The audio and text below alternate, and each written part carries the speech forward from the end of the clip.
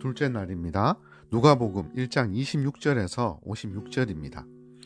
여섯째 달에 천사 가브리엘이 하나님의 보내심을 받아 갈릴리 나사렛이란 동네에 가서 다윗의 자손 요셉이라 하는 사람과 약혼한 처녀에게 이르니 그 처녀의 이름은 마리아라. 그에게 들어가 이르되 은혜를 받은 자여 평안할지어다. 주께서 너와 함께 하시도다 하니 처녀가 그 말을 듣고 놀라 이런 인사가 어찌함인가 생각하며 천사가 이르되 마리아여 무서워하지 말라. 네가 하나님께 은혜를 입었느니라. 보라 네가 잉태하여 아들을 낳으리니 그 이름을 예수라 하라. 마리아가 천사에게 말하되 나는 남자를 알지 못하니 어찌 이 일이 있으리이까. 천사가 대답하여 이르되 성령이 내게 임하시고 지극히 높으신 이의 능력이 너를 덮으시리니 이름으로 나실 바 거룩한 이는 하나님의 아들이라 이끌어지리라. 보라 내 친족 엘리사벳도 늙어서 아들을 배었느니라. 본래 임신하지 못한다고 알려진 이가 이미 6달이 되었나니 대저 하나님의 모든 말씀은 능하지 못하심이 없느니라.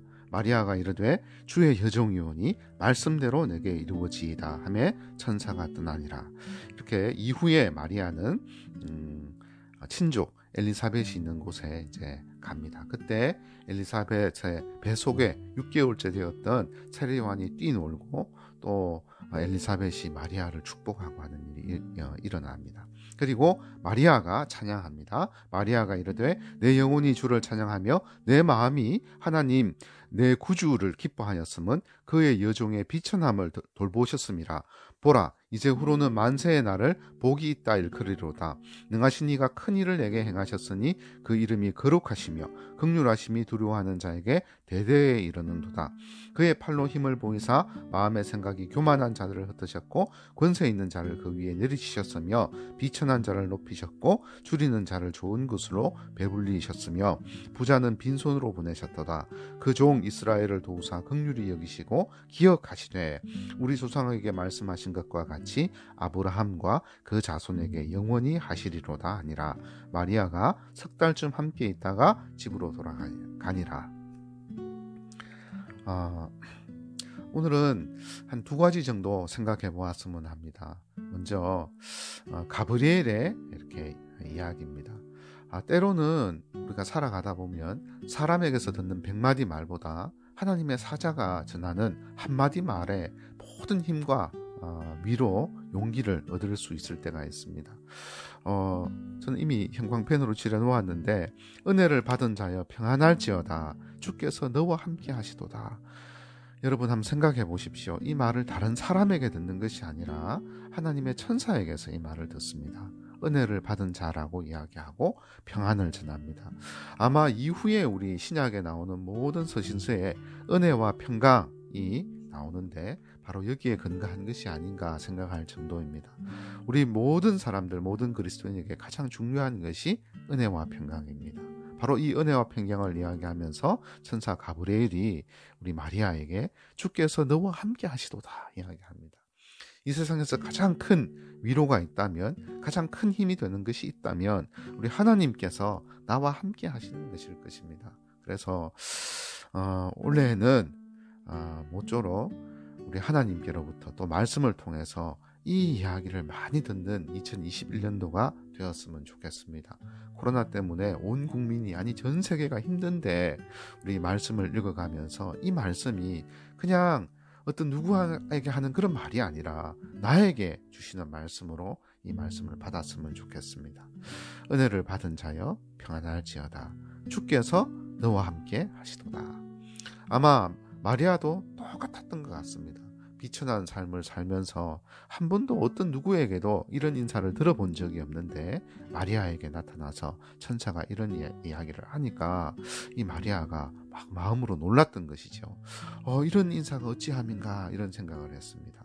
그것을 알고 우리 천사 가브리엘이 무서워하지 말라고 하면서 네가 하나님께 은혜를 입었다고 한 번 더 확정해 주십니다.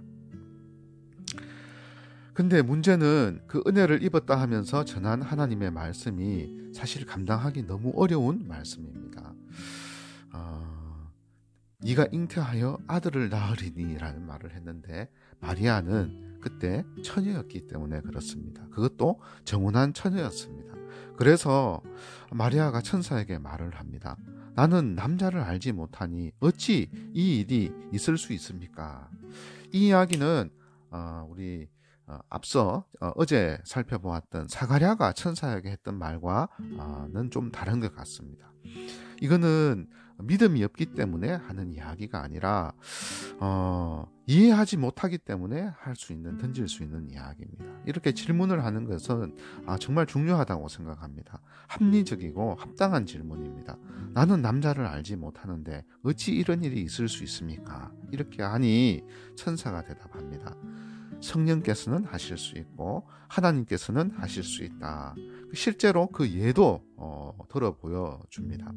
너 친족 중에 엘리사벳이 있는데 그는 불임의 여성이다. 그런데 이미 임신해서 6개월이 지났다. 그러면서 대저 하나님의 모든 말씀은 능하지 못하심이 없느니라. 맞습니다. 이렇게 사람의 100마디 말보다 하나님의 사자가 전하는 한마디 말에 정말 큰 능력이 있습니다. 저는 특히 대저 하나님의 모든 말씀은 능하지 못하심이 없느니라. 이 말씀이 참 오늘 아침에 큰 힘과 위로가 되었습니다.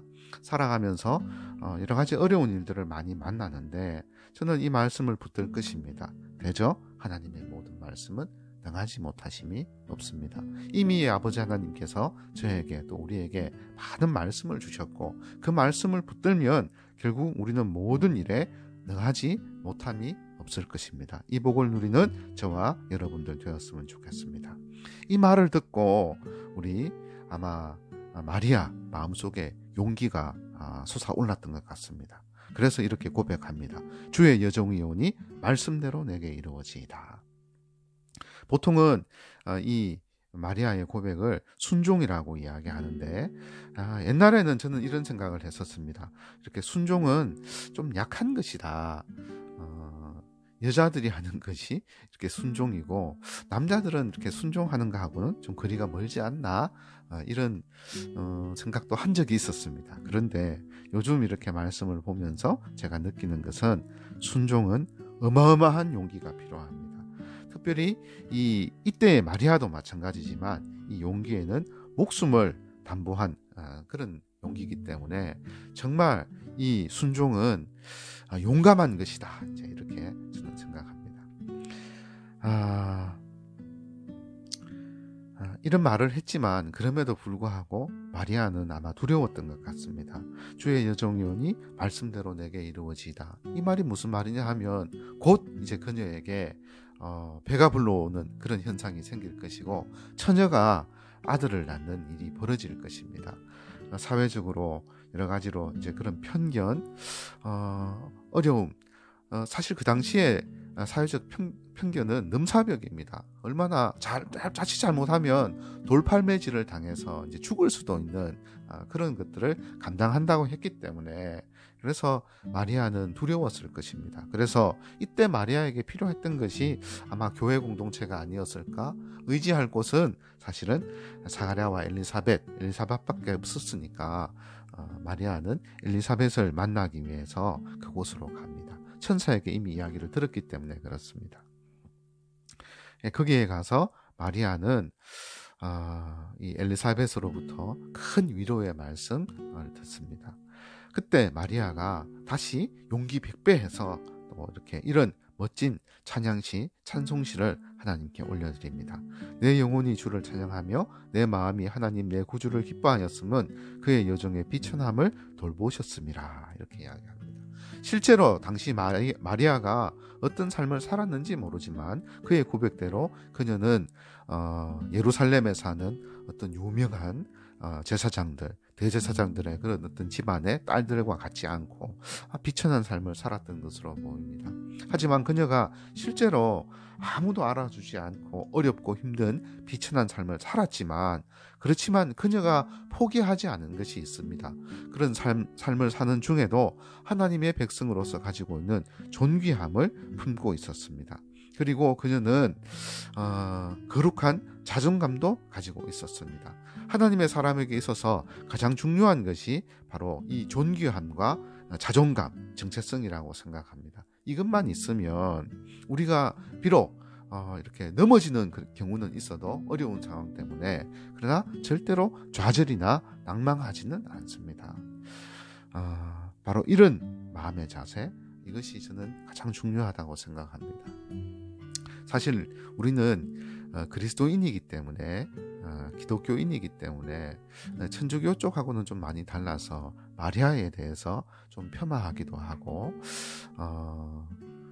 그 반대편을 좀 강조하다 보니까 마리아가 가지고 있는 신앙을 조금 평가절하하는 경우도 있는데, 오늘 저는 이 본문을 살피면서 마리아가 가지고 있던 그런 신앙이 우리가 생각하는 것보다 많이 다르며 어마어마한 어떤 그런 순종과 용기, 마치 예수님께서 십자가 이렇게 순종을 하셨듯이, 그리고 십자가 고통에 대한 그 어떤 용기를 가지셨듯이 마리아도 단번에 순종하셨고, 그 당대의 넘사벽이었던 사회적 편견과 손가락질, 그리고 죽음까지도 감당할 용기가 있었다.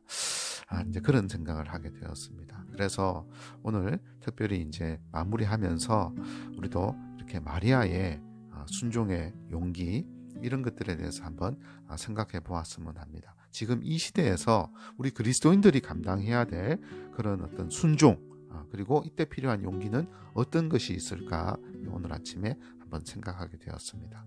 무엇보다 마리아가 가졌던 그 존귀함과 거룩한 자존감을 가진다면 아무리 어렵고 비천한 상황에 있다 할지라도 분명히 하나님께서 우리와 함께 하실 것이기 때문에 이겨낼 수 있을 것이라 믿어 의심치 않습니다. 사람의 말 필요 없습니다. 오직 우리 하나님께서 우리에게 주신 말씀만 붙들면 됩니다. 은혜를 받은 자여 평안할지어다. 주께서 너와 함께 하시도다. 대저 하나님의 모든 말씀은 능하지 못하심이 없느니라. 이 말씀을 붙드는 오늘 둘째 날 하루 되기를 예수님의 이름으로 소망합니다. 감사합니다.